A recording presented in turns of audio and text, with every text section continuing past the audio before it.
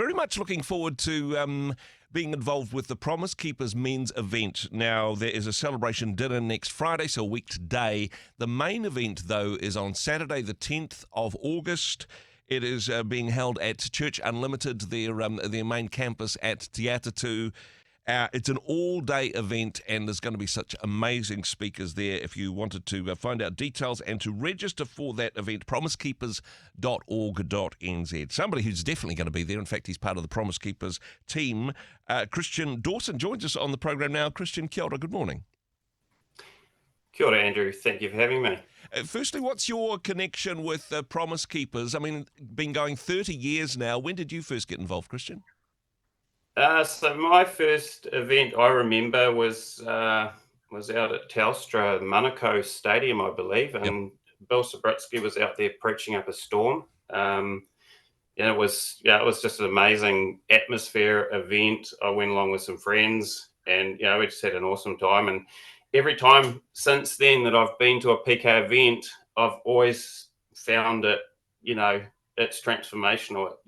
I always have takeaways from PK events, and that was why I just wanted to keep coming back, really. Certainly a challenging and a positive environment, but for you in particular, there is a specific focus of your ministry which connects to your own personal story. You are the Set Free leader. I think that's your official title. But what does that involve? And firstly, Christian, a little bit of your own personal story that led to that place. Okay, yeah, thanks, Andrew. Well, it's just sort of Set Free is basically helping men overcome an area in their sexuality. So for me, the struggle was with pornography, and that had started when I was about 12 years old. And by the time, I sort of reached my teen years and into early adulthood, it had become an addiction. I didn't realize it was an addiction at the time. But what we know now is that 90% of addictions take place by the time you turn 18, and your brain doesn't really develop until you're into your 20s, the reasoning part of your brain, which is called the prefrontal cortex. So, at the time I didn't realize it was an addiction. I'd made a commitment to follow Jesus at about 21 or around 20, sorry. And, I had hoped and prayed that would go away. And I had some times where, I had some victory in that space, but other times it would all fall apart.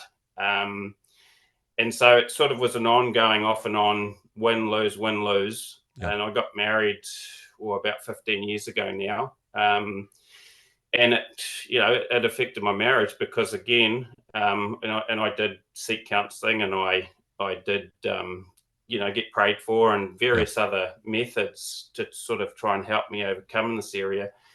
But it wasn't really until Paul Monahan, about 8 years ago, brought a program in called Conquer.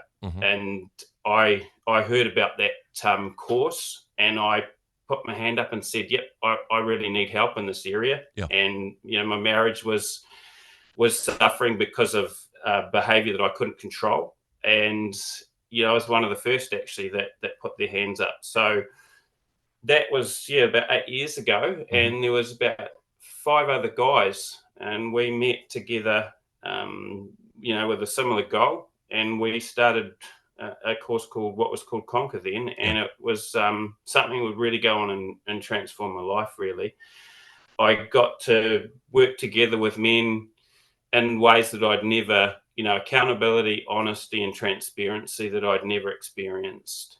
And that really built the foundation for change for me, and ongoing and lasting change.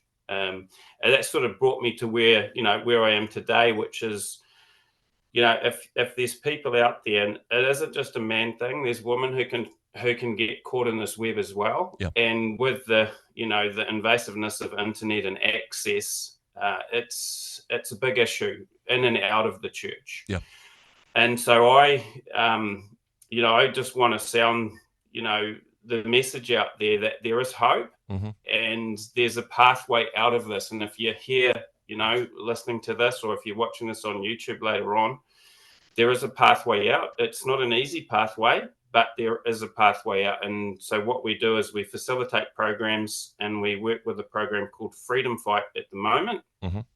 And yeah, so that's I guess a bit of a snapshot of where I've come from and where I am now. Well, it is a wonderful story of hope and yourself personally being set free. I know that there will be people watching this at the moment, men and women, as you say, that are feeling, gosh, I'm stuck in this space. It's kind of like my dirty secret. I daren't tell anybody because of the shame associated with it. And honestly, I've tried many times, and I don't think I can beat this. I just need to keep it quiet.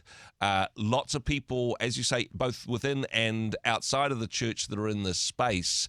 But for your own testimony and other men that you've helped, there is hope. People can be set free through this program.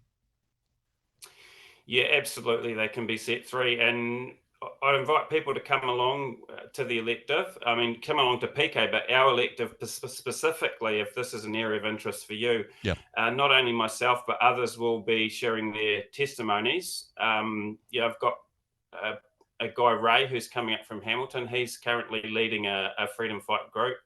And he did a course with me last year in my group, and now he's leading a group. So Okay.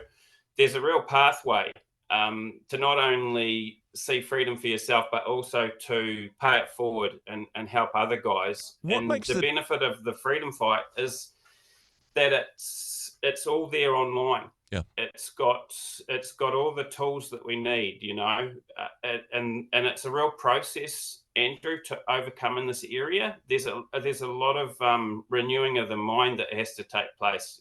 We all know Romans 12:2, Yeah. do not be conformed by the ways of this world, but be transformed by the renewing of your mind.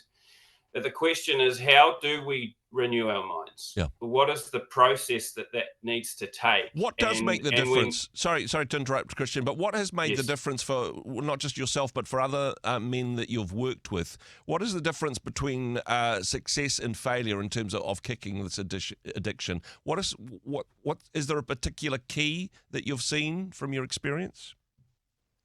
Yeah, I think there's two aspects to that. You have to be brutally honest. Yeah. You have to be prepared to be brutally honest.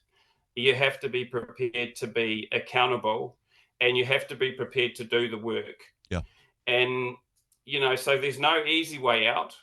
But if you're really committed, and it's not just us, right? Yeah. I mean, when we have faith in Christ, we can do all things through Christ who gives us strength. And part of that process is continuing to raise the bar, because early on in the addiction recovery, you're really just trying to break the cycle of the addiction. Yes. But that's first level change. That's things like putting devices, putting our protection on our devices so we don't have access. Mm-hmm. That's having accountability partners. But beyond that, we have to go to lifestyle changes, the way that we think, the way that we behave, the way that we look and evaluate situations and people. Yeah. And that and how we think in terms of fantasy and things like that. Those are more longer term changes, and they take time. So the key is starting with that honesty, transparency, and accountability, and doing whatever it takes. Yep. And then not just stopping there, but going beyond that to help others and to keep raising the bar in your own personal life. And that's been how I've experienced it, Andrew. Some tough conversations, some embarrassing, perhaps brutal honesty there, but certainly some transformational change as a result. Now, as we mentioned, the Promise Keepers event getting underway next Saturday, the main event next Saturday at the Church Unlimited campus in Te Atatu, and this is one of the electives, a whole bunch of speakers there, encouraging men to be involved, promisekeepers.org.nz. But I also know, Christian, there'll be people watching this who are saying, look, I can't make the Promise Keepers event, but I'd love to find out more about this program, either for myself or for the men's group at my church. Is this something we could run in our community? How do people get in contact and find out about that? Yes, if you get in touch with Promise Keepers themselves, I've been working with church leaders, up and down the country to help them get this program up and running. And as I said, all of the information is available online. It's a free course. There's an app that goes with it. There's study aid guides and leader guides. And so if you've had any experience with Valiant Man, if you've had any experience with 12-step program, Celebrate Recovery, Yeah. if you've done any of that kind of stuff and you've got a heart for that kind of spiritual, emotional, and relational development, then you're going to be really set up to take this, and this will take you to the next level, being able to implement a course like this in this specific area. So promisekeepers.org.nz for tickets for next Saturday, but also through the same web address they can find out details about this program in particular. Christian, thank you so much for the work that you do. Thank you for the work that you do helping to set men free from an addiction to pornography. And hey, thanks for joining us on the program today. Thank you very much, Andrew, and I look forward to seeing you and many of the wonderful speakers that are lined up on Friday and Saturday nights. Hey, thanks very much for joining us in the Rhema studio. Thanks very much for watching the interview.